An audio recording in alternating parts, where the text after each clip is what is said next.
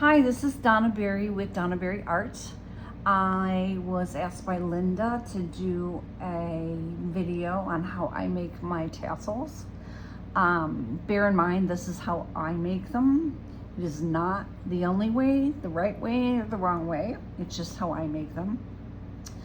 There are tons of ways to do them. I have seen lots of videos on how to do them. So just keep that in mind. This is how I do it. So you will need scissors, an 18-inch ruler if your journal is 8.5 or 9 inches tall. Scissors, I said scissors. If you're using one of these, this should be pre-installed on your spine so that you can put the tassel through it. This is a relatively small one. It's the only one I had. I know they make these bigger, which is probably more preferred depending upon how big you make your tassel. Oh, excuse my inky fingers. I have been working all day long. You'll need a ring. This is a perfect size. You can go bigger if you like. I think this works okay. I've been using these for quite some time, and they lock like that, kind of unlock. And then you'll need a bulldog clip. Okay.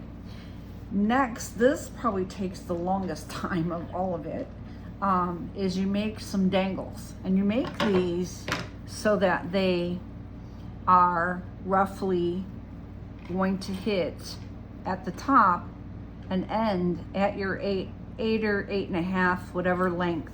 This top is going to go over the bulb of the top of the tassel. That'll make more sense when we do it. I primarily use glass beads, but I make these up before I do the tassel because they're going to have to go in to the tassel. These are lamp work beads. These are my paper beads. There's a couple, that's a lamp works. This is metal. And then these are plastic, I think. And then the pearls are probably plastic or acrylic. I do know this is acrylic. Oh, these up here, these two are acrylic also. I don't mind the acrylic at all. I just like the glass because it's very shiny and sparkly, and it gives a little weight to the tassel itself. So it gives, I don't know, just gives some more flavor, if you will. So we're gonna set these aside for now, and we'll come back for them when we're ready, which will be near the very end of doing this. So I hope you're all having a good day today. It is particularly been a hot summer, and I hope everybody's hanging in there. So we have our 18-inch ruler, and we have ribbon, and I make it bigger than the 18. So hopefully you can see this. My table's not that wide.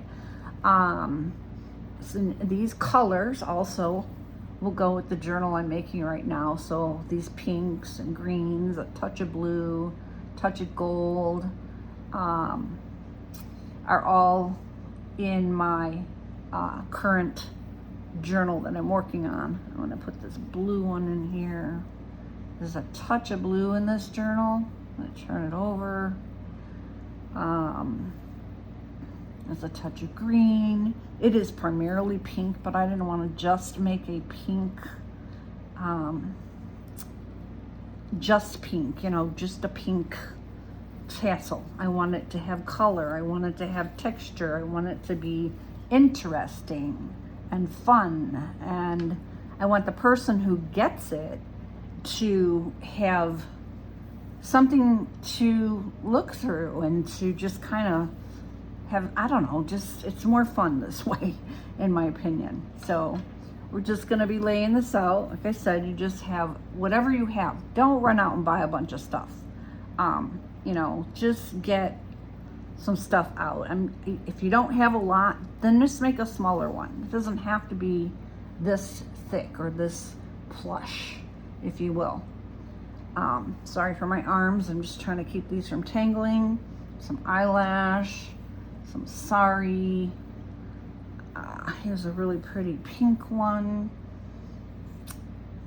Here's a piece of green yarn and a piece of pink embroidery floss. Couldn't think of the word. Here's some more yarn and the piece of a literally skinny piece of lace that I cut off the edge of one.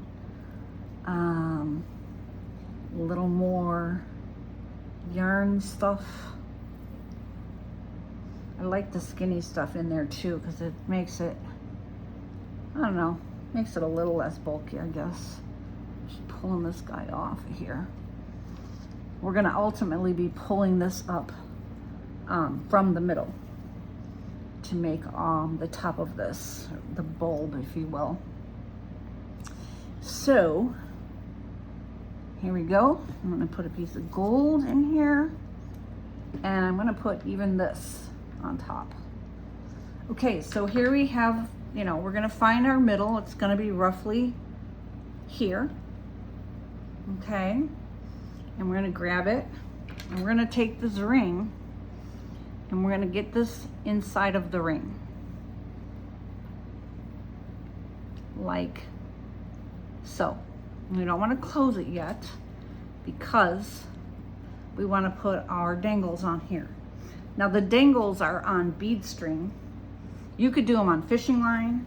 It wouldn't show, maybe if that's what you wanted. You know, however you do your dangles.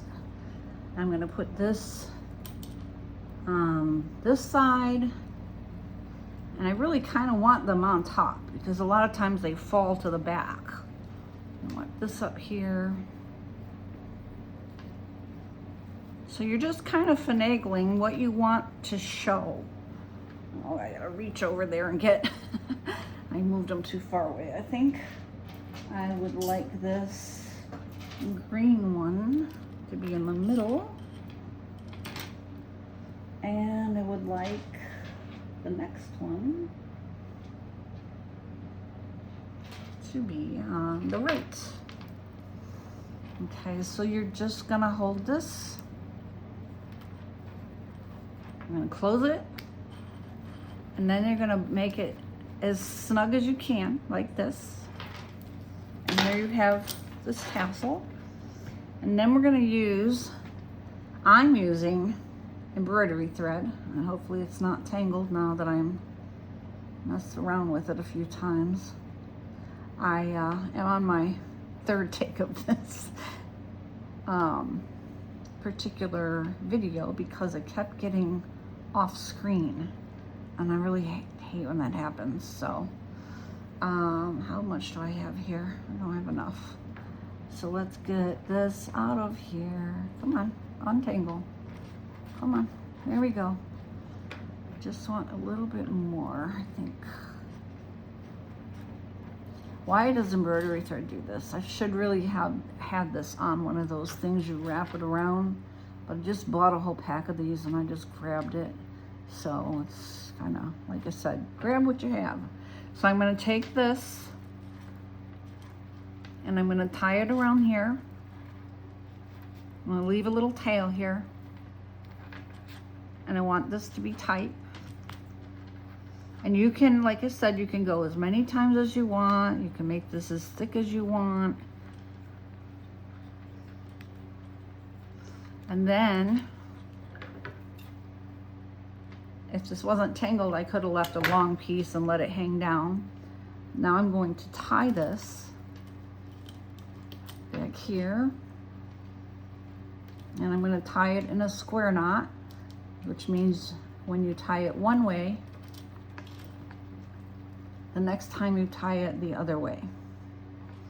Hopefully you could see that with my chunky fingers. And now you have a tassel. Hopefully you can see that. You know, beads everywhere and all kinds of pretty laces and stuff.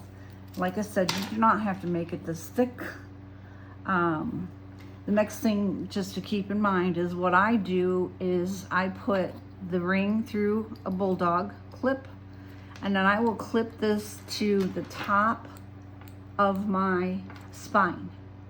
That way the person can remove it when they're opening the book or they can actually flip it up, but it can come off and it's a little easier to work with. The other thing you want to do, once you have it on the spine and you know how tall or long you need these to be, you're going to want to trim everything. Do just take a couple pieces at a time. Do not cut your beads. Ask me how I know that, and I will tell you.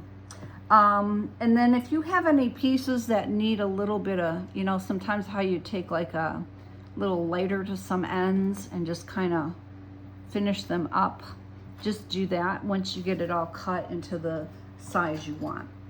So now I have my tassel for the journal I'm working on. So thank you, Linda, for this wonderful invite, and I hope you like it. Thank you very much for your time.